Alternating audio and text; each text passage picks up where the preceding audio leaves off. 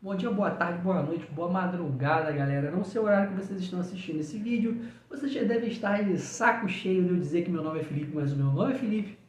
E hoje eu vou dar continuidade ao capítulo 2 da Era das Revoluções do Hobsbawm, a parte 2, que fala mais sobre a expansão comercial do algodão.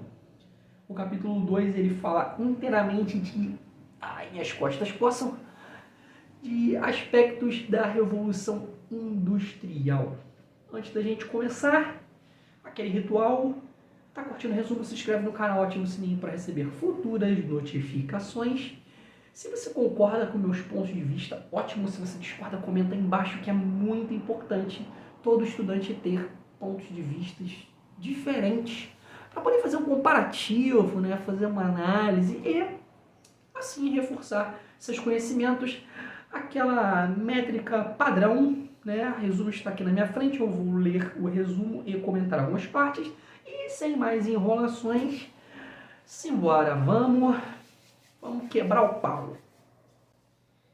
Parte 2 do capítulo 2. A indústria algodoeira britânica, como todas as outras indústrias algodoeiras, tinham originalmente se desenvolvido como um subproduto do comércio ultramarino. Comércio ultramarino além mar, além Europa. Que produzia sua matéria-prima, ou melhor, uma de suas matérias-primas, pois o produto original era uma mistura de algodão e linho, né? No ultramar se produzia uma das matérias-primas para a produção, né? Dessa mistura, desse mix de algodão e linho, que acabou tendo uma relevância muito absurda, né, pro comércio além mar da Inglaterra. Mais barato que a lã, o algodão e as misturas de algodão conquistaram um mercado doméstico pequeno, porém útil. Mas suas maiores chances de expansão rápida estavam no ultramar. Que eu acabei de falar. Eu vou falar algodão, né? Que aqui fala de mistura de algodão, mas no geral trata como algodão. Eles conquistaram na própria Inglaterra, na própria Inglaterra e nas adjacências do mercado europeu, né? Um consumo doméstico pequeno, porém útil. Mas, cara, além mar, que tava o caminho dos tijolos dourados, ou amarelos, agora eu esqueci qual era a cor dos raios dos tijolos, né? E se eu não me engano, é do Mágico de Oz. Se eu estiver enganado, tá tranquilo também. Não sou o dono da razão. O comércio colonial tinha criado a indústria algodoeira e continuava a alimentá-la. No século XVIII, ela se desenvolveu perto dos maiores portos coloniais. O grande centro de comércio de escravos, né? Bem chatinho, mas... chatinho não, bem escroto. Mas foi lá que a parada começou a se desenrolar bem. Cada fase deste comércio desumano, sempre em rápida expansão, a estimulava. De fato, durante todo o período de que trata este livro, a escravidão e o algodão marcham juntas. Ou seja, cara, o comércio de escravos ampliando pra caramba, se estabilizando pra caramba nas colônias do além-mar. A indústria do algodão acabou se desenvolvendo bastante junto à escravidão. Então, como diz aqui, cara, eles marchavam juntos, andavam lado a lado. A coisa estava se expandindo nas colônias. Consequentemente, a indústria de algodão também se expandia, né? A indústria algodoeira foi assim lançada como um planador pelo empuxo do comércio colonial ao qual estava ligada, que eu acabei de comentar, só que aqui com palavras bonitinhas. Um comércio que prometia uma expansão não apenas grande, mas rápida e, sobretudo, imprevisível, que encorajou o empresário a adotar as técnicas revolucionárias necessárias para lhe fazer face. Né? Essa indústria ela cresceu rápido pra caramba. Então, a galera que investia foi muito encorajada, foi muito motivada a adotar técnicas necessárias para produzir mais, porque a parada estava explodindo lá fora. Entre 1750 e 1769, a exportação britânica de tecido de algodão aumentou mais de 10 vezes. Cara, absurdo, mano. Absurdo. Em 19, 20 anos, a parada aumentou mais de 10 vezes. É um crescimento exponencial muito brabo. Muito brabo. Assim, a recompensa para o homem que entrou primeiro no mercado com maiores quantidades de algodão era astronômica e valia os riscos da aventura tecnológica, né? É aquele lance, os caras precisavam adotar técnicas de produção em larga escala do algodão, de tecido. Era essa parada que estava bombando, era isso que estava dando muita grana, muito dinheiro, né? Então, vale o risco, cara. Vale o risco. Os caras investiam pra caramba em maquinário, em tudo que tava aparecendo. Por quê? Porque era isso aí que bombava, né? No ultramar, nas colônias além da Europa. Então, valia todo o investimento. Como já vimos, supondo que qualquer uma das economias adiantadas conseguisse, por um período suficientemente longo, monopolizar todos ou quase todos os setores, então suas perspectivas seriam realmente ilimitadas. Foi precisamente que conseguiu a indústria algodoeira britânica, ajudada pelo agressivo apoio do governo nacional. Bicho, a parada foi tão... Vou falar num termo aqui... termo dos roqueiros da vida, foi tão visceral que, cara, o governo nacional chegou junto e investiu, porque era isso aí que trazia um grande retorno. Então os caras do governo chegaram, não, meu irmão, essa parada aí que vai trazer grana mesmo, que tá rolando bem, investiram. E o retorno, absurdo.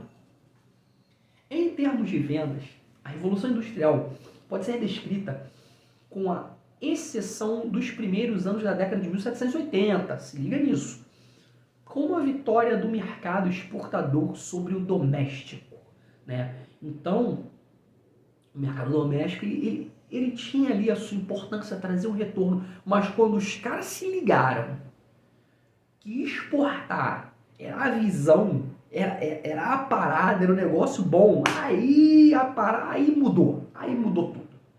Por volta de 1814, a Grã-Bretanha exportava cerca de 4 jardas de tecido de algodão para cada 3 usados internamente, né? Se eles usavam 3 jardas internamente, eles exportavam 4. A parada já estava maneira. Aí vamos lá. E por volta de 1850, 13 para cada 8. Já cresceu absurdamente. E não para aí não. Não para aí não. Mais pra frente o bagulho fica mais doido. A América Latina veio realmente depender de importações britânicas durante as guerras napoleônicas. E depois que se separou de Portugal e Espanha, tornou-se quase que totalmente dependente economicamente da Grã-Bretanha, sendo afastada de qualquer interferência política de seus possíveis competidores europeus. Meu irmão, vamos lá. A América Latina, então, ou seja, não é só Brasil, tá aqui. Eles se separaram de Portugal e da Espanha, né? Portugal e Espanha que dominou a parada toda aqui e tal, teve todo aquele fuzuê, independência e tudo mais. A galera toda da América Latina ficou dependente comercial da Grã-Bretanha. E a parada dos caras era importar. Porra, mano, você tem um continente que é dependente financeiramente de um lugar que tá além mar e a vibe desses caras é exportar, a ponte tá feita. Já era. Esquece. Por volta de 1820, as importações de tecidos de algodão ingleses feitas por este empobrecido continente, aqui tá, já equivaliam a mais de um quarto das importações europeias do mesmo produto britânico. Por volta de 1840, adquiriu o equivalente a quase metade do que importou a Europa. Cara, para vocês terem uma ideia, vamos lá, eu tô falando tanto aqui do algodão que foi o boom, bicho. América Latina já é empobrecida, né? já é zoada, já era zoadinha. Em termos de algodão, por volta de 1820, as importações de tecido de algodão ingleses feitas pela galera daqui equivaliam a mais de um quarto das importações para a Europa. Mais de um quarto. E por volta de 1840 adquiriu o equivalente a quase metade do que importou a Europa. Pô, era absurdo, cara. Era sem noção. A Índia foi sistematicamente desindustrializada, até a travadinha aqui, e passou de exportador a mercado para os produtos de algodão. A Índia exportava tecido, cara, e o bagulho foi tão doido, a parada deu tão certa que os caras passaram, ao invés de importador, como mercado, ou seja, passaram a comprar algodão, né, da Grã-Bretanha, da Inglaterra. Em 1820, a Índia adquiriu somente 11 milhões de jardas, somente 11 milhões de jardas, mas por volta de 1840, agora, se liga, já adquiriu 145 milhões, meu irmão. De 11 para 145. Sou de humanas, faz o cálculo aí. Isto era um grande marco na história mundial, pois desde a aurora dos tempos, a Europa tinha sempre importado mais do Oriente do que exportado para lá. Cara, eu não vou nem entrar em muitos detalhes, porque eu vou ficar repetindo que o algodão deu certo pra caramba no mercado exterior e tudo mais. Esses números já falam por si, né? O algodão veio que veio. O algodão, portanto, fornecia possibilidades suficientemente astronômicas para tentar os empresários privados a se lançarem na aventura da Revolução Industrial e também uma expansão suficientemente rápida para torná-la uma exigência. Cara, a explicação fatalmente acaba no mais do mesmo, né? A parada deu tão certa que motivou pra caramba os empresários. A galera viu que aquele era o caminho, então vambora. É isso aí.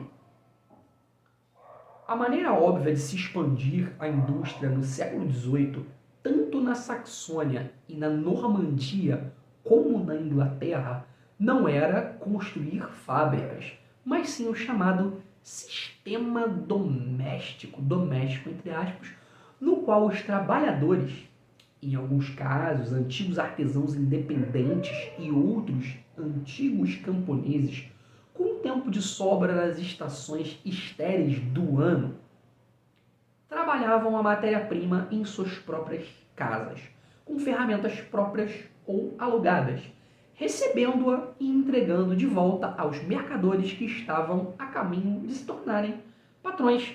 Cara, construir a fábrica gastava uma grana do cacete, né? Então, ao invés de construir fábrica, pô, tu chega com um artesão, né? O cara já tá ultrapassado, por assim dizer. Para um camponês que nas estações estéreis, né, que não tem muita possibilidade de colheita, a galera, não digo que fica de bobeira, né? Longe disso, mas eles têm o tempo. Cara, o mercador, o investidor chega com as ferramentas, né?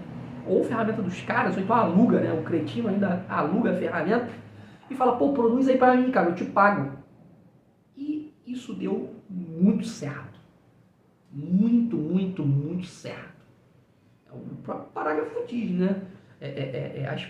Para expansão rápida, né? Maneira óbvia de se expandir. Na indústria do século XVIII, né? Falando de tecido, de algodão. Cara, sistema doméstico. Não constrói a fábrica e não manda o cara para a fábrica. Deixa ele trabalhar em casa. Funciona, é o home office da Revolução Industrial. Em toda parte a tecelagem foi mecanizada uma geração após a fiação. Em toda parte, incidentalmente, os teares manuais foram morrendo vagarosamente, ocasionalmente se rebelando contra o seu terrível destino quando a indústria não mais necessitava deles.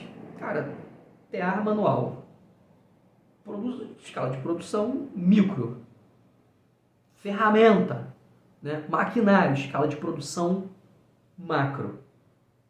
Qual era a parada da época? Produzir pra caraca, exportar pra caraca, vender pra caraca. Então, não rolou, né? Como fala aqui.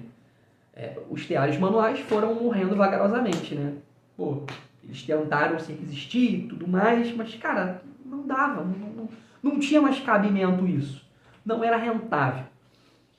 E bom, galera, assim terminamos a parte 2 do capítulo 2, falando basicamente sobre a importância, né, e a expansão do algodão, que definitivamente foi absurda, como diz o próprio conteúdo. Rapaziada, vou ficando por aqui mais uma vez. Tá curtindo? Mais uma vez ritual. Eu tô pedindo ritual diretão, né? É mó chato, mas faz parte do tudo. Se inscreve no canal, ativa o sininho para receber futuras notificações. Tá concordando? Tá te ajudando? Pô, beleza, cara. Essa é a missão. Tá discordando? Bom que tu lê e presta atenção também para discordar de mim, desse monte de asneira que eu falo. Comenta aí, cara. Bota teu ponto de vista que é importante pra caramba. Quiser me elogiar também, cara. Não tem problema não. Pode elogiar. Elogio também é sempre bem-vindo. Beleza, rapaziada? Vou ficando por aqui. Então, próximo vídeo, parte 3. Valeu, falou. Partiu.